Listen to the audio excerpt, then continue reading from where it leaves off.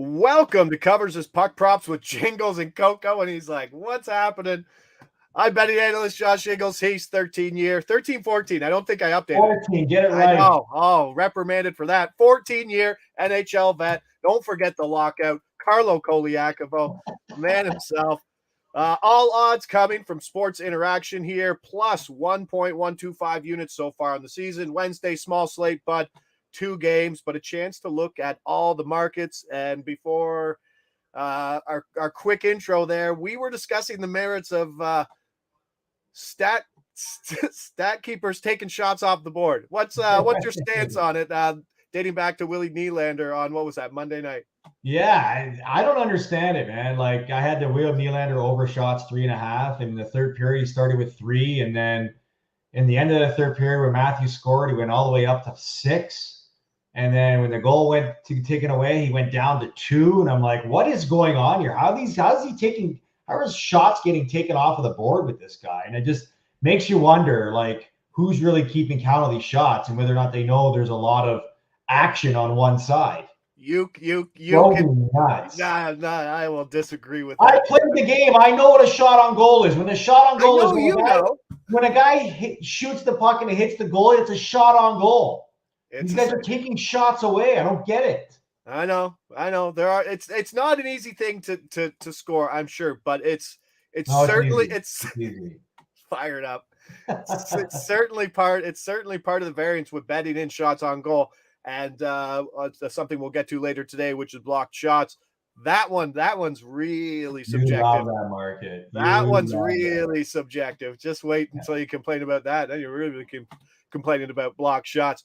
Washington, Ottawa. Let's go. Ottawa is like minus 175 here. Yeah.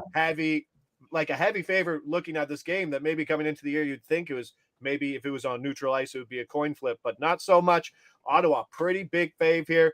Let's go aside. Had Claude Giroux for over 2.5 shots, minus 125. Josh Norris steps in, so I'm scratching that. Giroux was playing heavy minutes on PP1, and he's still playing with the top dogs on the first line, but I'm going Stützle, going with my buddy. We've hit him before. Timmy Stützle, over 3.5 shots on goal. I like the plus money here at plus 130. Obviously, like I said, Norris taking that PP1 spot away from Giroux kind of takes the value out of that. But solid plus money, Carlo, for a guy who had 8 shots on goal and 11 attempts. I think him and Brady Kachuk combined for 15 shots in goal in their last game.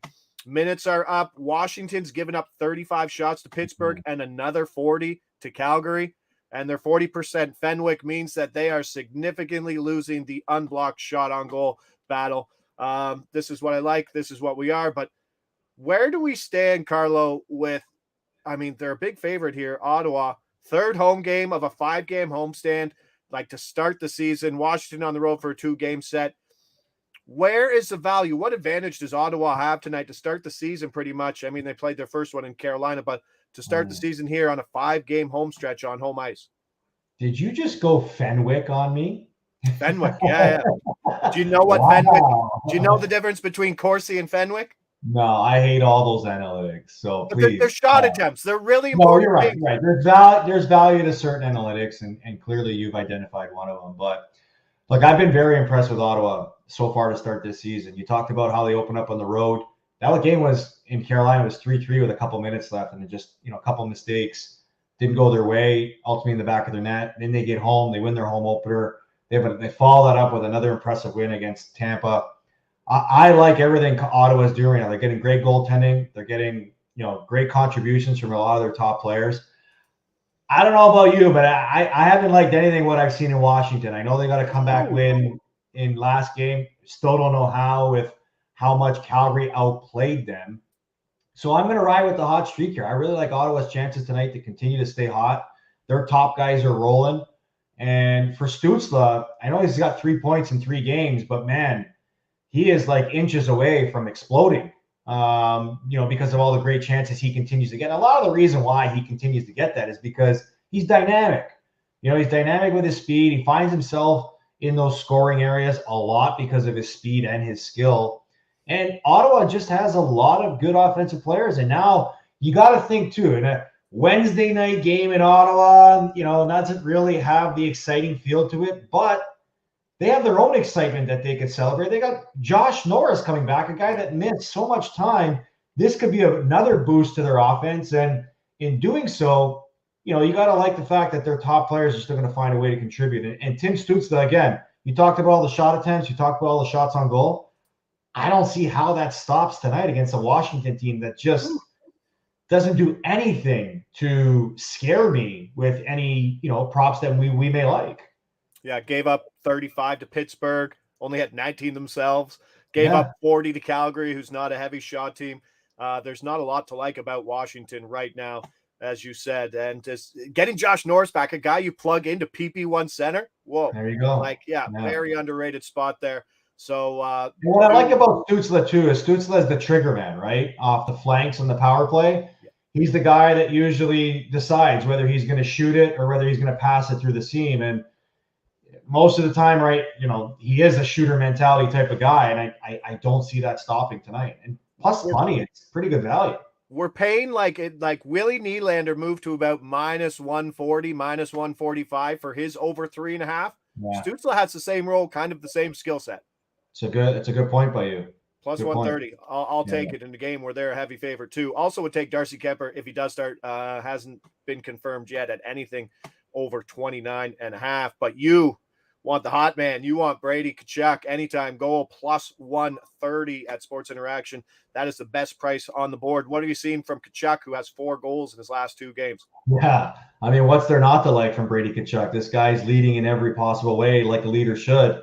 What I like about him is that he's getting to the scoring areas, which is what he's, very familiar with throughout, the rise in his career, getting to the front of the net, getting to the slot, finding those tip-in shots, those tip-in chances. I just think that all the chances that Ottawa can create, you got to think that he's going to find a way to stay hot on the score sheet because he's feeling it right now. Didn't get one in the opener, but he's got 4 in the last 2. Hard to think the big fella's going to slow down. Does Washington have a big defense? Like if Kachuk could go at versus weak defense, he can just dominate in that scoring zone, like you said. I'm trying to bring it up. I know Carlson's not much of a banger in there. Rasmus Sandin. I'm just pulling it up too. Rasmus Sandin, Nick Jensen. Is he even playing Nick Jensen? So they have. Where is it? Deep Sandin, Carlson, Favorite, Trevor Van Riemsdyk, Lucas Johansson, and Nick Jensen. I mean, that D-line doesn't scare you much, does it? But it could be camping out front all game. Let's go. Get the tent. Bring the tent. Yeah, move me if you can. Brady Kachuk anytime goal, plus 130. Jumping over to the next game, Pittsburgh at Detroit.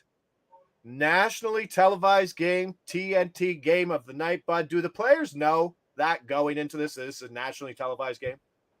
Yeah, most players do, just because, it's very rare for guys to play on a Wednesday night. Like if you're trying to stay routined in your schedule, it's Tuesday, Thursday, Saturday, right?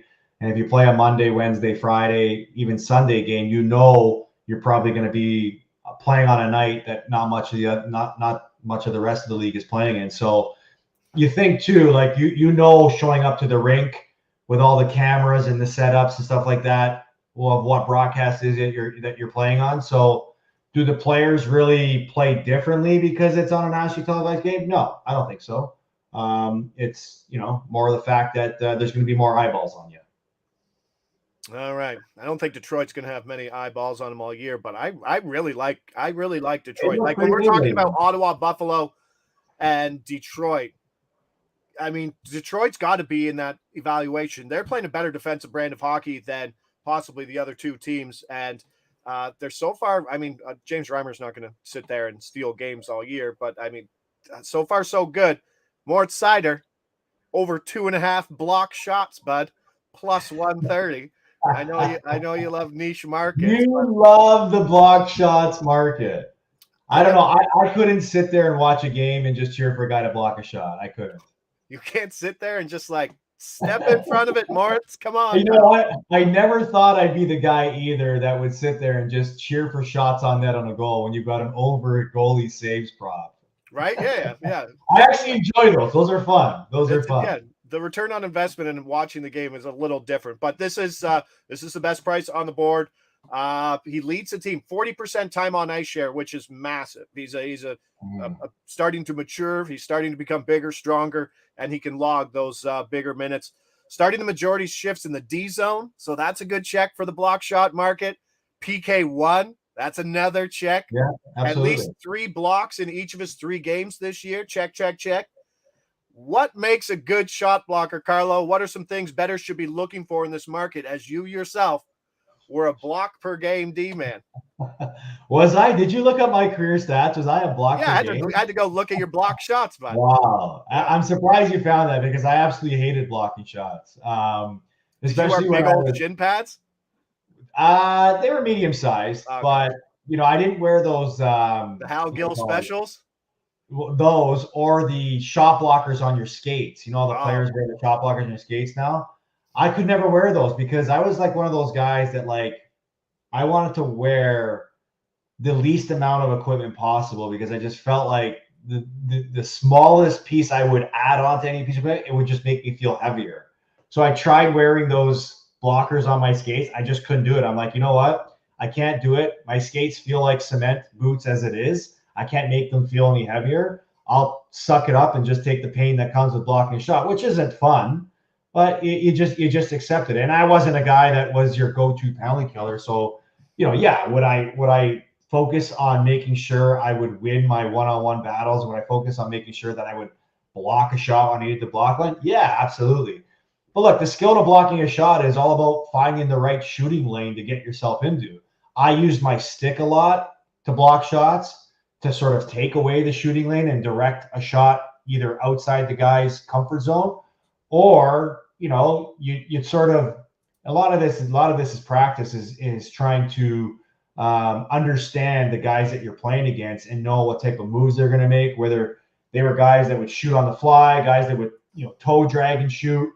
And it's all about finding the right lane and hoping the puck hits you, right? Because a lot of the times nowadays, because there's such an emphasis on blocking shots, guys think twice about taking the shots that they take sometimes, right? So unless you're a guy that's job is to kill penalties, probably not a good idea to focus on shot blocking. But considering that Moritz Seider is, and he plays defensive responsibilities, a lot of the easy shot blocks that you get are just fronting pucks that float in from the blue line. Yeah. Right, as a D-man. So that's where you can, start adding to the stat sheet. Those were the fun ones to block. Yeah, the nice ones. Yeah. So the things I've learned about this market so far are, it obviously depends on the opposing team more so than possibly him. We saw Carolina last night, and that's a team you want to target their opposition for block shots, because they just fire so much rubber at the net. And we saw they have like 43 shots on net yesterday. Yeah. No, their whole defense, San Jose's defense, had like a combined 15 block shots. So it really leads to that. We've seen Pittsburgh take a lot of shots. I believe they're top 4 in Corsi Fenwick stuff. So they're winning those battles. They're getting shots on net. And Seider is just in a position at PK1, 40% of time on ice, just to get it. 2.5 is the biggest number you'll see in this market. And that's why we're getting plus money. But he'll get a block shot. It'll be close. And when you're dealing with these, and there is variance, right? Because we're talking about the shots on goal. How do they grade them? These ones are probably even more difficult to grade. Well, a lot of it too, when you're focusing on this market, I would think that you'd have to focus on the opponent. Like, you look at the talent that Pittsburgh is going to be throwing at Detroit. You got a shot guy in Carlson, a shot guy in Letang. Exactly. A shot guy in Gensel. Shot guy in Malkin. Crosby, I wouldn't look at him as being a shot first type of guy. He's not a guy. He's not a guy I look to hit the over 2.5 week like right, that. Right. So I'd rather a guy like Riley Smith. Yeah, more of a shot guy. But yeah. But there we are. That's what we got on the small slate today. Love the small slates, man. Yeah, but we got small slate plus money, bud. So let's do that. Timmy Stützle, over 3.5 shots on goal plus 130, and then Brady Kachuk anytime goal plus 130, and then Moritz Seider over 2.5 saves, we'll call them defensive saves, block shots plus 130. Enjoy that market. don't be afraid of the 2.5s. The good plus money is where it goes. Don't lay juice on those block shots because, like I said, that variance is a little scary. But that will do it for us here on Covers as Puck Props, odds courtesy of Sports Interaction. We're here Wednesday. We're here Friday. We're here Saturday, all NHL season. Do us a favor, hit that like, subscribe button. I'm Josh Ingles. He's Carlo Colaiacovo. Lead us out, pal. Well, Good Night Munchie says he likes Ottawa money line and Pittsburgh money line, so maybe a little parlay. There you go. Good luck with the bets.